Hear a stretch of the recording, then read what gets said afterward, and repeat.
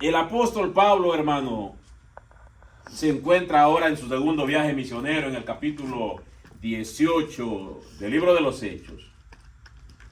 Y se encuentra en Atenas.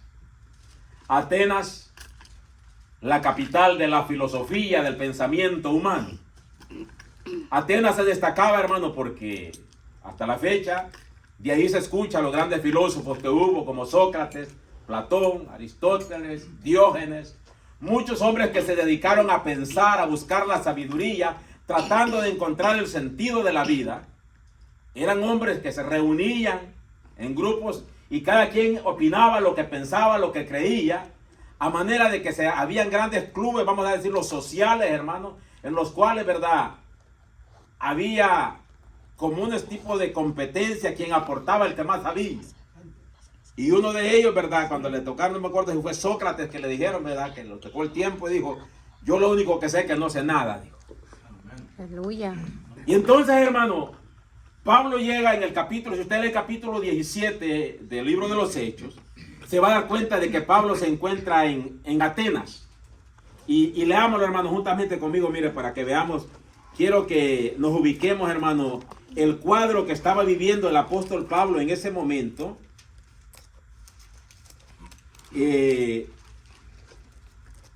Déjeme ver, es el capítulo 17, el versículo 16 del libro de los Hechos, hermano. Mire, dice, mientras Pablo los esperaba en Atenas, dice, su espíritu se enardecía, viendo la ciudad entregada a la idolatría. Así que discutía en la sinagoga con los judíos y piadosos en la plaza cada día con los que concurrían. Mire, y aquí también lo que dice. Y el versículo 18 dice, y algunos filósofos de los epicúreos y de los estoicos disputaban con él. Eran hombres sabios, pero de sabiduría humana, tenían conocimiento humano y entraban en controversia con Pablo. Dice, y unos decían, ¿qué querrá decir este palabrero? Y otros parece que es predicador de nuevos dioses, porque les predicaba el evangelio de Jesús y la resurrección. Tomándole, le trajeron al Areópago, dice, diciendo, ¿podremos saber qué es esta nueva enseñanza de que hablas? Pues traes a nuestros oídos cosas extrañas. Queremos pues saber qué quieres decir esto. El versículo 21 dice, porque todos los atenienses y los extranjeros residentes allí en ninguna otra cosa se interesaban, sino en decir o en oír algo nuevo, dice. O sea que para los atenienses, para los filósofos de esa época, cuando Pablo llega, a Pablo lo toman como otro filósofo que llegó con otro tipo de pensamiento, con otro tipo de corriente diferente a la que ellos tenían, pero en fin, era un hombre que poseía conocimiento humano y lo compararon en ese mismo nivel y por eso le dijeron, a ver, ven a nosotros y platícanos qué es lo que tú traes, qué es lo que nos vas a enseñar, cuál es el pensamiento, cuál es la enseñanza que traes. Esa fue las palabras que le dijeron los filósofos a Pablo. Entonces, Atenas, hermano, como le digo, es la cuna de la filosofía, donde hubo grandes pensamientos, había muchas escuelas que se dedicaban precisamente a eso, a instruir, a aprender cosas de la vida, pero nada que tenía que ver con el evangelio. Por eso cuando Pablo llega a Atenas, Pablo tenía un reto diferente, porque él tenía, vamos a decir, que demostrar que lo que él traía era superior a lo que ellos poseían. Porque ya que lo que ellos poseían era, vamos a decir, en alguna forma tenía algún valor humano, porque eran considerados, los filósofos eran hombres considerados los sabios de ese tiempo. El pueblo, la ciudad, la gente los alababa porque eran hombres de grandes pensamientos. Y entonces llega Pablo y al quererse comparar con ellos, lo toman como otro pensador, como otro filósofo. Pero Pablo, sin embargo, dice que él en ninguna manera llevaba ese tipo de pensamiento. Corinto, hermano, formaba parte de Grecia, era un puerto. Por eso cuando Pablo llega donde los corintios, les dice el capítulo que acabamos de leer, el capítulo 2. Así que, hermanos, cuando fui a vosotros para anunciaros el testimonio de Dios, no fui con excelencia de palabras o de sabiduría. ¿Qué es lo que está diciendo Pablo? Hermanos, cuando yo llegué delante de ustedes, yo no llegué dando un discurso. Yo no llegué presentándome ni enseñando mis credenciales, ni presumiendo de lo que yo sabía. En ninguna manera, dice Pablo, sino que estuve delante de vosotros con temor y con temblor.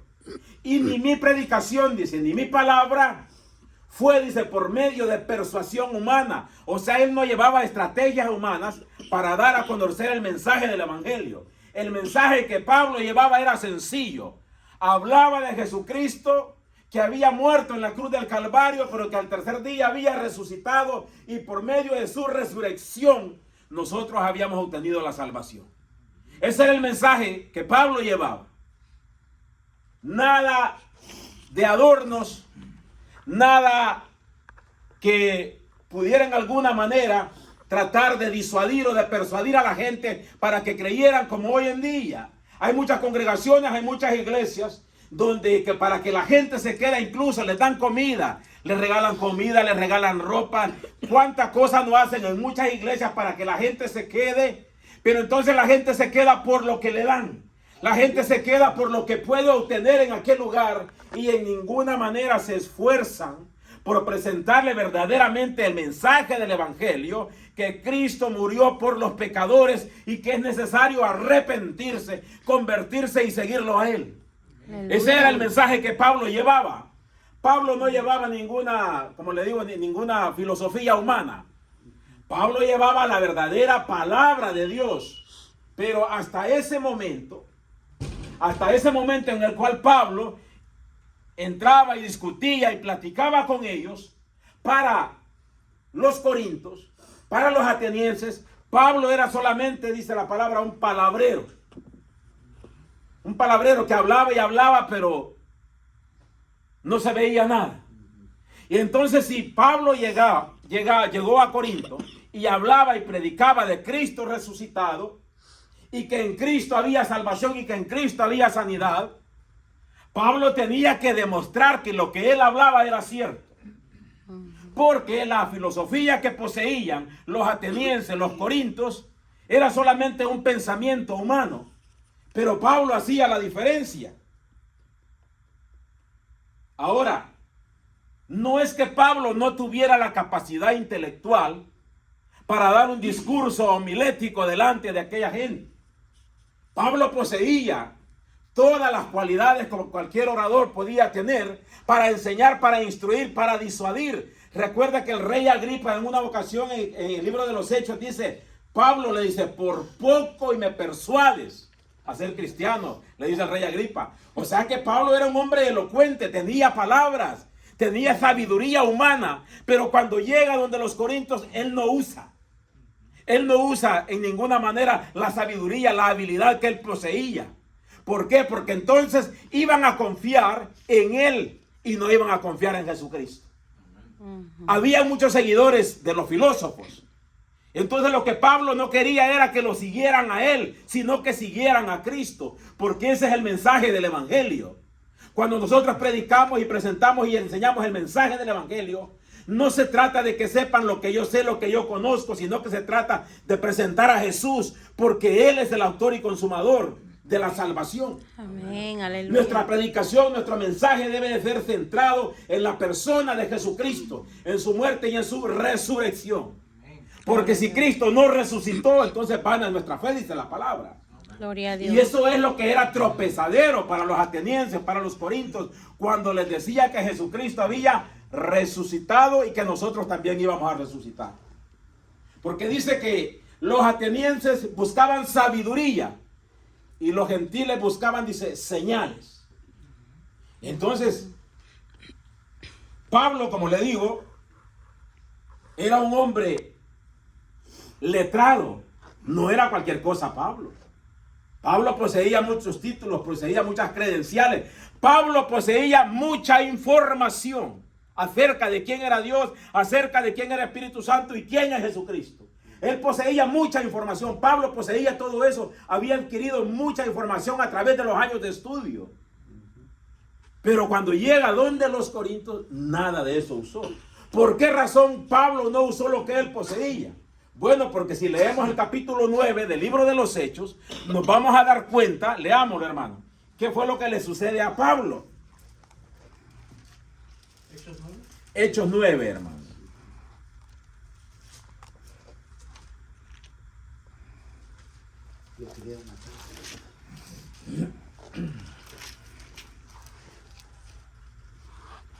Hechos 9 dice: Saulo, respirando aún amenazas de muerte contra los discípulos del Señor, vino al sumo sacerdote y le pidió cartas para las sinagogas de Damasco, a fin de que si hallase alguno, dice, algunos hombres o mujeres de este camino, los trajese presos a Jerusalén. Cuando Pablo perseguía a la iglesia, hasta este momento Pablo lo que tenía era información. Su mente estaba saturada de mucha información acerca de quién era Jesús, de quién era Dios, de quién era el Espíritu Santo. Tenía información, pero no tenía revelación. Por eso él perseguía a la iglesia. Por eso él perseguía a los del camino. Porque no se le llamó cristiano. Dice que cristiano se le llamó por primera vez en Antioquía. Se le llamaba como los del camino. Entonces cuando Pablo va donde el sumo sacerdote, le pide cartas, le pide credenciales que acreditaran que él era la persona autorizada para atraer o para apresar a los cristianos y traerlos a Jerusalén. Y va camino hacia Damasco, y usted sigue leyendo el capítulo, se va a dar cuenta de que entonces se le aparece al Señor Jesús. Ahí en el versículo 4 dice, ¿verdad? Y cayendo en tierra oyó una voz que le decía: Saulo, Saulo, ¿por qué me persigues? Mire, se da cuenta. El Señor tuvo que dejar ciego a Pablo para que pudiera ver. No sé si me está entendiendo. Amén. Porque Pablo veía, pero no miraba.